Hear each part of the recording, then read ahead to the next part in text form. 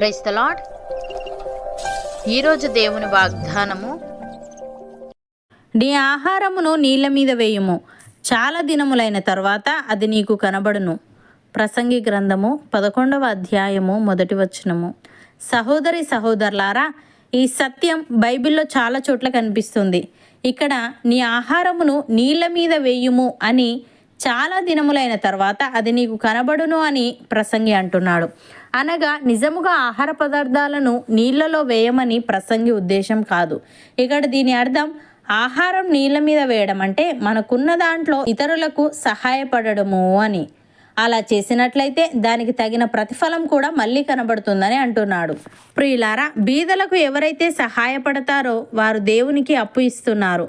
దేవుడు తన అప్పులను తీర్చేస్తాడన్న విషయంలో ఎటువంటి సందేహం అక్కర్లేదు.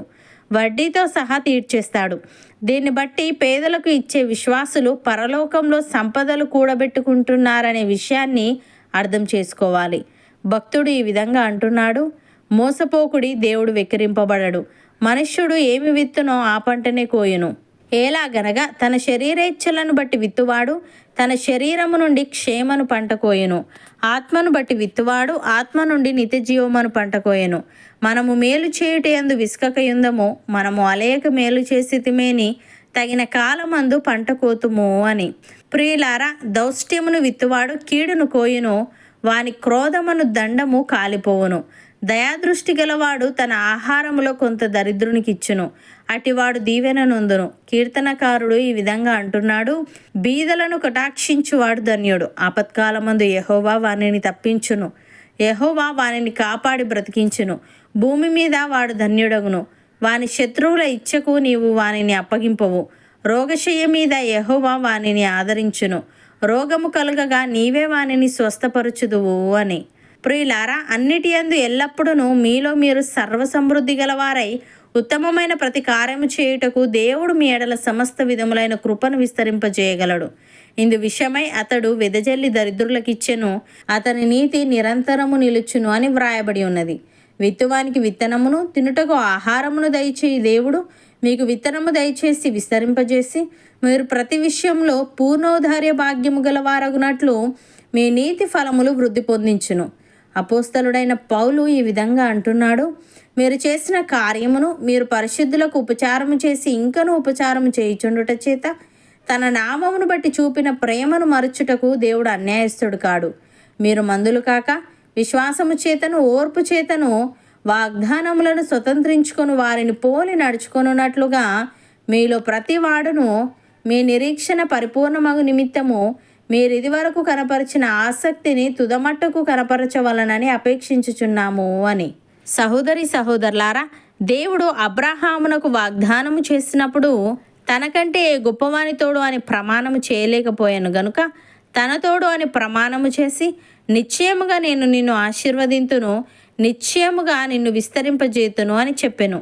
ఆ మాట నమ్మి అతడు ఓర్పుతో సహించి ఆ వాగ్దాన ఫలము పొందెను. మనుష్యులు తమకంటే గొప్పవాని తోడు అని ప్రమాణము చేతురు. వారి ప్రతి వివాదములోనూ వివాదాంశమును పరిష్కారము చేయున్నది ప్రమాణమే. ఈ విధముగా దేవుడు తన సంకల్పము నిశ్చలమైనదని, ఆ వాగ్దానమునకు వారసులైన వారికి మరి నిశ్చయముగా కనపరచవలనని ఉద్దేశించిన వాడై తాను అబద్ధమాడజాలని నిశ్చలమైన 2 సంగతులను బట్టి మన ఎదుట ఉంచబడిన నిరీక్షణను చేపట్టుటకు శరణాగతులమైన మనకు బలమైన ధైర్యము కలుగునట్లు ప్రమాణము చేసి వాగ్దానమును దృఢపరచెను. ఈ నిరీక్షణ నిశ్చలమును స్థిరమునై మన ఆత్మకు లంగరువలే నుండి తెరలోపల ప్రవేశించుచున్నది. నిరంతరము మెల్కీసెదకు క్రమము చొప్పున ప్రధాన యాజకుడైన యేసు అందులోనికి మనకంటే ముందుగా మన పక్షమున ప్రవేశించెను. నమ్మిన వారు నాతో పాటు ప్రార్థనలో ఏకీభవించండి. పరిశుద్ధుడా, ప్రేమగల తండ్రి, మా ఆహారమును నీళ్ళ మీద వేయాలని, చాలా దినములైన తర్వాత అది మాకు కనబడునని, బీదలకు ఎవరైతే సహాయం చేస్తున్నారో వారు నీకు అప్పు ఇస్తున్నారని, నీ అప్పులను నీవు వడ్డీతో సహా తీర్చేస్తావని తెలియజేశావు. తను నీకు స్తుతులు. దేవా, మేము మేలు చేయుటయందు విసుకక అలేక మేలు చేయుచు తగిన కాలమందు పంట కోసే వారముగా ఉండుటకు సహాయము దయచేయమని, మేము మందులము కాక విశ్వాసము చేతను ఓర్పు చేతను వాగ్దానములను స్వతంత్రించుకొని వారిని పోలి నడుచుకొనున్నట్లుగా మాలో ప్రతి వాడును మా నిరీక్షణ పరిపూర్ణమగు నిమిత్తము మేమిదివరకు కనపరిచిన ఆసక్తిని తుదమట్టుకు కనపరిచే వారముగా ఉండుటకు కృపచూపమని మేము ప్రతి విషయంలోనూ పూర్ణోదార్య భాగ్యము గలవారమగునట్లు మా నీతి ఫలములు నీవే వృద్ధి పొందించమని యేసుక్రీస్తు నామమున ప్రార్థిస్తున్నాము తండ్రి. ఆమెన్.